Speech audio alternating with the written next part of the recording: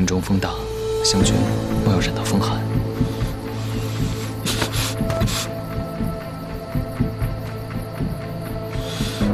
想不到，伯爷一介文弱书生，手中力道不输5人呢。时候不早了，在下送湘军回府吧。那玉佩呢？无妨。夜黑风高，密林深处，恐有危险。区区玉佩，比不上湘军的金樽玉簋。湘军，请吧。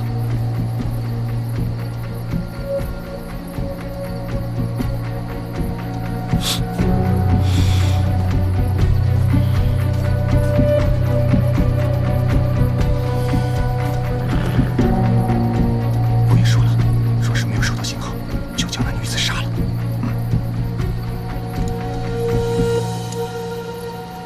湘军。其实有件事，荣某一直想跟你说。上次湘军送的谢礼，荣某十分喜欢。没什么，都是小事儿。等等，那可是江山图，湘军当真不知其中含义？你第一天认识我呀？什么江山图、万里图，对我来说都一样。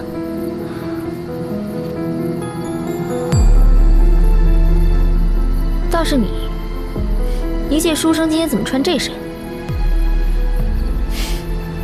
就此别过吧。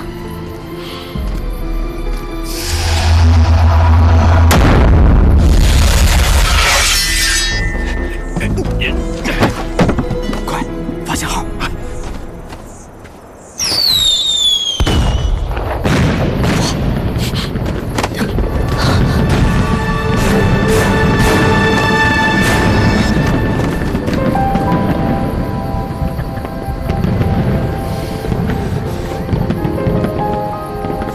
今天真是蹊跷啊！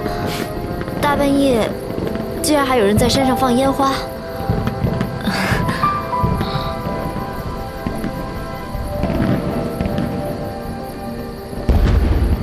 你喜欢烟花呀？灿若星辰之景，难道湘军不喜欢吗？烟花一下就没了，有什么可看的？放的都是些银两，最不实用。湘军言之有理。天色已晚，不如在下送湘军回府吧。湘军，请。那我就勉为其难，答应你吧。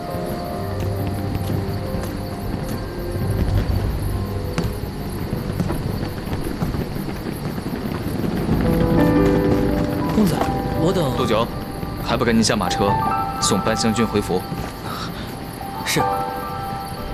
果然是马车也不可貌相啊！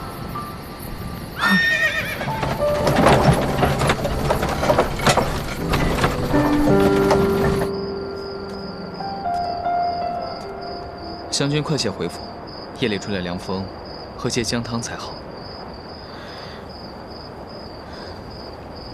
湘军就这样一直瞧着在下，可是还有什么事？想不到郑安伯的马车看着寒酸，但坐起来还挺舒服的。不行，伯爷府就这么一辆马车，每天上朝都要用的。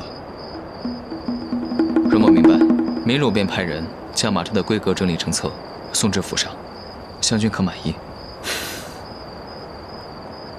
伯爷可真是蕙质兰心呐！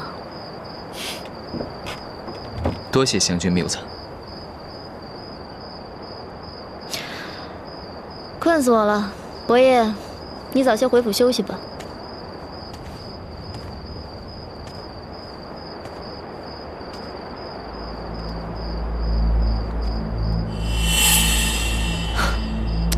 算了，还是睡美容觉重要。